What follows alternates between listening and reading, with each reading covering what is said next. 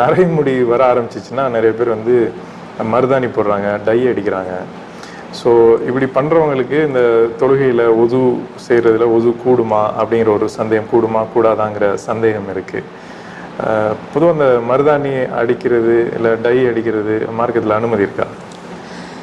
அதாவது நரைமுடி பழுத்த முடிகளுக்கு வந்து மருதாணி நிறம், அதாவது மருதாணி நிறம் போடுறது, இது வந்து ஹதீஸ்ல வந்து இருக்கு. ஜாபிர் பின் அப்துல்லா ரலியல்லாஹு அன்ஹு ரிவாயத், முஸ்லிம்ல வருது. அபு குஹாஃபா அதாவது அபூபக்கர் ரலியல்லாஹுடைய தந்தை, கிட்டத்தட்ட அவங்க வரும்போது 80 வயசு என்று சில செய்திகள் வருது. அப்ப அபு குஹாஃபா வருகின்ற பொழுது அவருடைய தலை எப்படி இருந்துன்னு சொன்னா, இந்த ஒரு புற்செடி ரசூல் ஸல்லல்லாஹு அலைஹி வஸல்லம் வந்து ஒரு செடியை காட்டி அது வெள்ளையே இருக்கக்கூடிய செடியை போன்று அவருடைய தலை இருந்து. அப்ப ரசூல் ஸல்லல்லாஹு அலைஹி வஸல்லம் சொன்னாங்க, கைரு ஹாத ஷைப், அதாவது இந்த கைரு இதை வந்து இதை மாற்றுங்க, ஜன்னிபு அஸ்ஸவாத், கருப்பை தவிர்த்து கொள்ளுங்க என்று வரக்கூடிய செய்தி முஸ்லீம்ல வருது. இப்ப இந்த ஹதீஸை பொறுத்தவரையில இது முஸ்லீம்ல வரக்கூடிய செய்தி. ஆனால் கைரு ஹாத ஷைப், இந்த வெண்ணிறத்தை மாற்றுங்கள் என்று சொன்னது ரசூலுடைய கருத்து. ஜன்னிபு அஸ்ஸவாத், கருப்பை தவிர்த்து கொள்ளுங்கள் என்ற செய்தி வந்து ஹதீஸ் முத்ரஜ், அந்த துண்டு பலவீனமானது. கருப்பை தவிர்த்து கொள்ளுங்க என்று வரக்கூடிய செய்தி பலவீனமானது. ஏன் நம்ம அப்படி சொல்றோம்டா,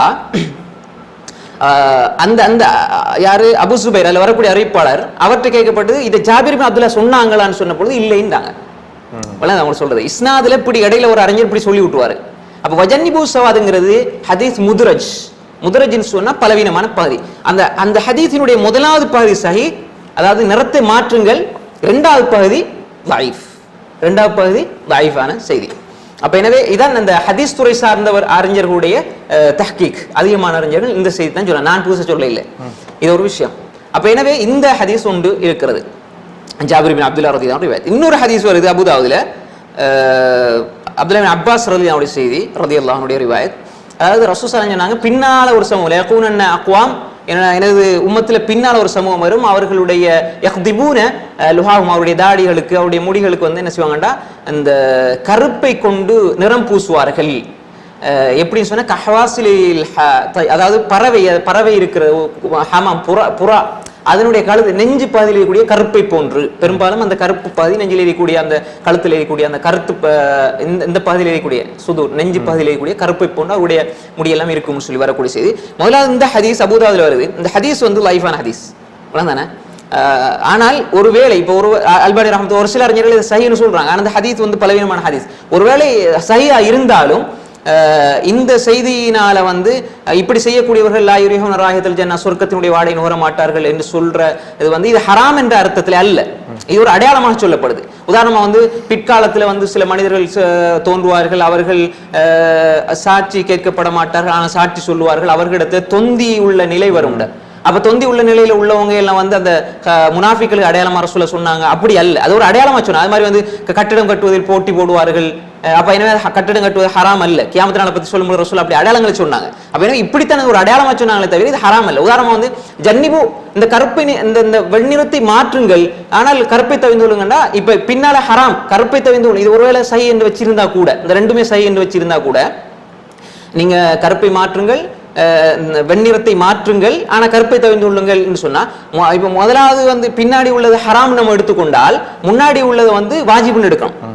அவங்க சொல்றது இதான் விதி. முதலா வாஜிப் எடுத்தா பின்னுக்கு ஹராம், பின்னுக்கு ஒரு சுன்னத்துன்னா அது மக்ரூஹா ஆகிவிடும். அப்ப எனவே எப்படி பார்த்தாலும் தலை முடிக்கு மருதாணி இடுவது என்பது அது சுன்னா, அது ஒரு விஷயம். முதலாவது இந்த ஹதீஸ் எல்லாம் சொல்லி போட்டு இப்ப சட்டத்துக்கு வரும், மருதாணி இடுறது சுன்னா.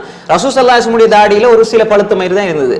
அனஸ் பின் மாலிக் ரலியல்லாஹு அன்ஹு ரிவாயத் புகாரில வருது, அதாவது 20 சொச்சம் பழுத்த மயிர்கள் இருந்தது. அப்ப எனவே ரசூல் அப்படி இருந்தும் கூட என்ன செஞ்சாங்க, மருதாணி இட்டு இருக்கிறார்கள். அப்ப ஒரு சில முடிகள் வந்தா கூட மருதாணி இடலாம். அது மாதிரி ஹின்னா கத்தும் சொன்னாலும் கருப்புக்கு ஒரு வாசியான கருப்பு நெருக்கமான ஒரு சாயம் பூசுற மாதிரி ஒரு மருதாணியை போடலாம், அதை ரசூலா பாவிச்சிருக்கிறாங்க. அதாவது ஹின்னா அது மாதிரி கத்தும் ரசூலா சொல்லியிருக்காங்க, சுன்னா. இது ஒரு விஷயம். அப்ப இப்ப இந்த இடத்துல கருப்பல்லாத நிறங்கள் பூசுறதுக்கு நேரடியான ஹதீஸ்ல தடைகள் வரவில்லை. வரக்கூடிய 2 ஆதாரம் பலவீனமானது. எனவே அறிஞருடைய கருத்துப்படி கருப்பு பாவிக்கலாம். உதாரணமாக சொல்றதா இருந்தால் இதுல 3 கருத்து இருக்கிறது. மக்ரூஹ்னு சொல்லக்கூடியவங்க இருக்கிறாங்க, மாலிக் மதபை சார்ந்தவங்க. ஹனாபிலாக்கள் மக்ரூஹ் வெறுக்கத்தக்கதுன்னு சொன்னாங்க கருப்பு பயன்படுத்துறது. அது மாதிரி வந்து ஷாஃபியாக்கள் ஹராம்னு சொல்றாங்க.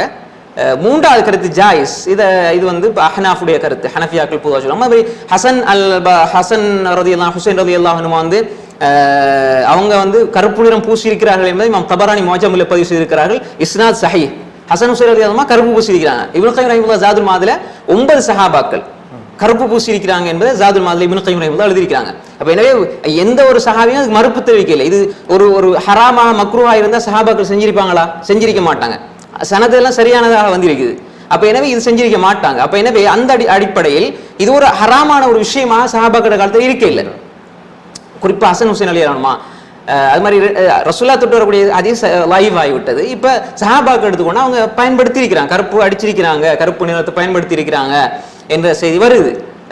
அதே மாதிரி வந்து இப்னு கய்யிம் ரஹிமஹுல்லாஹ் இதை சொன்னோம். அது மாதிரி வந்து சில அஸர்கள் வருது. சாத் பின் அபி வக்காஸ், முகீரத் பின் ஷுபா, உக்பத் பின் ஆமிர், உஸ்மான் ரலியல்லாஹு அன்ஹு, உமர் இப்படி வருது. ஆனால் சின்ன சின்ன பலவீனங்கள் இருந்தாலும் இதனுடைய ஒட்டுமொத்தத்தை பார்க்கும்பொழுது இதுல ஒன்று அசல் இருக்கிறது என்பதை நம்ம பார்த்துக்கொள்ளலாம். அது அல்லாம ஹசன் ஹுசைன் ரலியல்லாஹு அன்ஹுடைய செய்தி வந்து முஅஜம் தபரானியில் வரக்கூடியது சரியானது தான்.